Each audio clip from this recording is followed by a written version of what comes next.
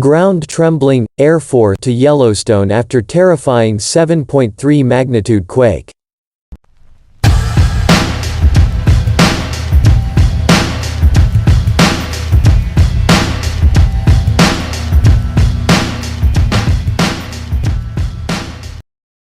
Yellowstone Park visitors were left terrified after a 7.3 magnitude earthquake struck the area in the middle of the night, forcing the United States Air Force to send rescue helicopters in response.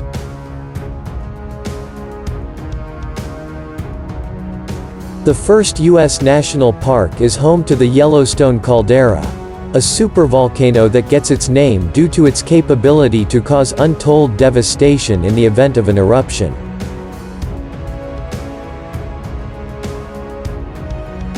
Located below the states of Wyoming, Montana and Idaho, the area is constantly monitored by the USGS, United States Geological Survey, for signs that such an eruption is on its way.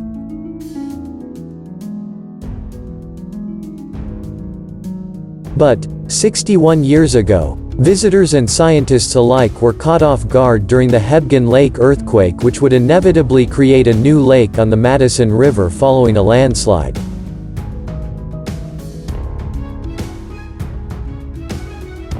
The 7.3 magnitude quake claimed the lives of 28 people and caused more than £200 million worth of damage, and the survivor stories are just as sobering.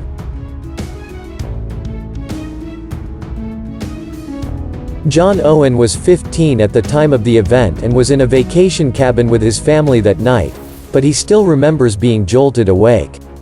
He said, "I was thrown off the couch onto the floor."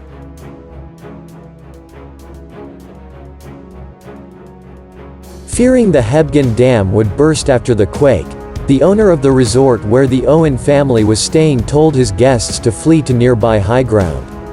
Mr. Owen added, "And before long there was just a stream of cars coming in.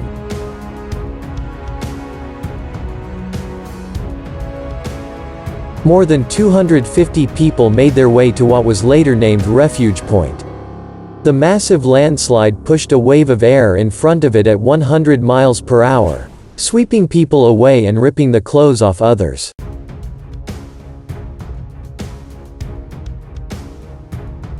It was not until the next day the true force of the event would become known.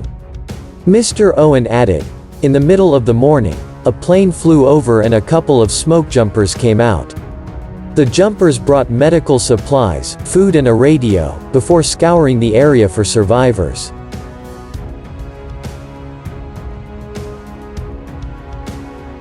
Joanne Gartland was also there. Recalling the shocking events, she said, "In the morning it was like we were in a new world. Like we'd been in one world in the campground and somebody picked us up and put us on a different planet." The force of the earthquake could still be felt hours later. Mike Stickney, director of earthquake studies for Montana Tech, added, "The aftershocks would have been major earthquakes in their own right. I've heard accounts the ground essentially didn't stop trembling the night of the earthquake."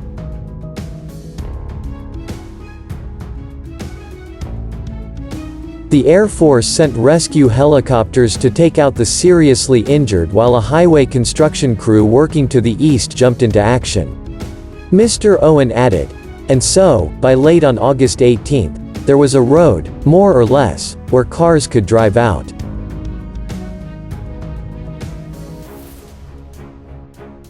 It took me a while till I realized the significance of the disaster at the slide, for me to calm down a little bit.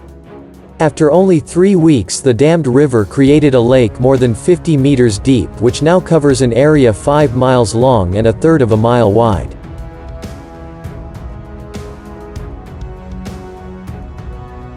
Today, tourists to the area can stop by the Earthquake Lake Visitor Center, which is situated 27 miles north of West Yellowstone to relive the horrors from more than half a century ago.